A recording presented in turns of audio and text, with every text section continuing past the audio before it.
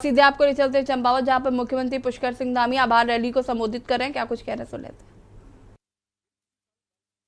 हैं। हेतु भौतिक संरचना प्रशिक्षण कार्य एवं विकास कार्य के लिए बाणासुर की पहाड़ी हेतु 15 लाख रुपए और झुमाधुरी पहाड़ी हेतु 5 लाख की धनराशि से कार्य प्रारंभ किया गया है। गोरखनाथ मंदिर गेट से सौराई भनार मां रणकोटी मंदिर क्षेत्र के लिए सड़क हेतु प्रथम चरण की धनराशि 64 लाख की स्वीकृत की गई है। सल्ली से मंच तक मार्ग का प्रथम चरण 5 किलोमीटर का कार्य, जिसके लिए 95 लाख रुपए की धनराशि स्वीकृत की जाएगी जल्दी। चंपावत के अंतर्गत पर्यटन आवास गृह के उच्चीकरण के लिए 158 लाख रुपए की धनराशि स्वीकृत की गई है।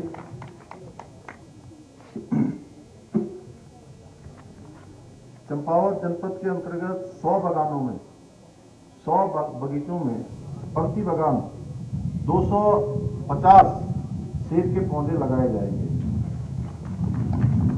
जनपद चंपावत में ही शीघ्र ही हेरिटेज स्ट्रीट का भी निर्माण किया जाएगा। टनकपुर में अभी एक बड़ा अंतर्राष्ट्रीय स्तर का बस अड्डा, उसके बी टर्मिनल ISBT, उसके निर्माण की भी स्वीकृति प्रदान कर दी गई है, जिसके लिए 56 करोड़ रुपए की धनराशि स्वीकृत हो गई है। और गोरजू कॉरिडोर भी बनाए जाने की योजना चल रही है। इसी प्रकार से महाकाली नदी में राष्ट्रीय स्तर की रिवर राफ्टिंग हेतु 50 लाख रुपए की धनराशि, उसकी भी स्वीकृति प्रदान कर दी गई है।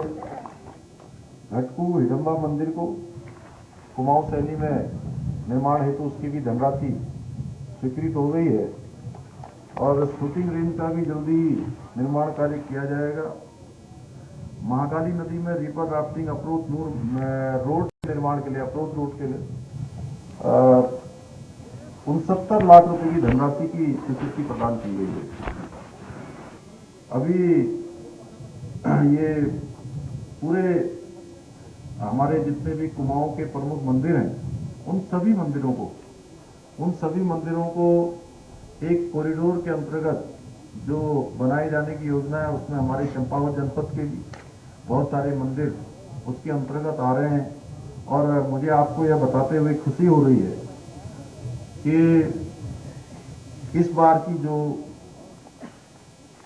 कर्तव्य पथ की जो परेड थी, ऐतिहासिक परेड, उस कर्तव्य पथ की ऐतिहासिक परेड में 23 साल उत्तराखंड राज्य को बने हुए हो गए हैं। 23वें साल में हम प्रवेश कर गए। ये हमारे लिए बहुत ऐतिहासिक था कि हमारे मानस खंड की जो झांकी थी, उस मानस खंड की झांकी को पहला स्थान प्राप्त हुआ। मैं आप सबको बधाई देना चाहता हूँ, सबको शुभकामनाएं देना चाहता हूँ।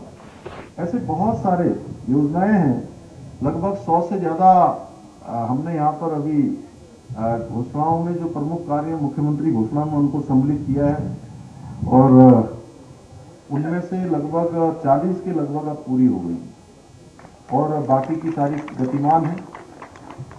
और हर दृष्टि से आज, जैसा अजय भाई ने यहाँ से बताया, माननीय सांसद जी ने, कि आदर्श चंपावत को जो लेकर हम लोग चल रहे हैं, उसमें आज भारत सरकार के बड़े बड़े संस्थान, इसरो जैसे संस्थान, प्रधानमंत्री जी के कार्यालय के लोग, प्रधानमंत्री PSA, सभी प्रमुख संस्थान, प्रमुख विभाग आज यहाँ चंपावत में पूरे दिन भर का मंथन कर रहे हैं कि कैसे जनपद चंपावत हमारा आदर्श चंपावत बने।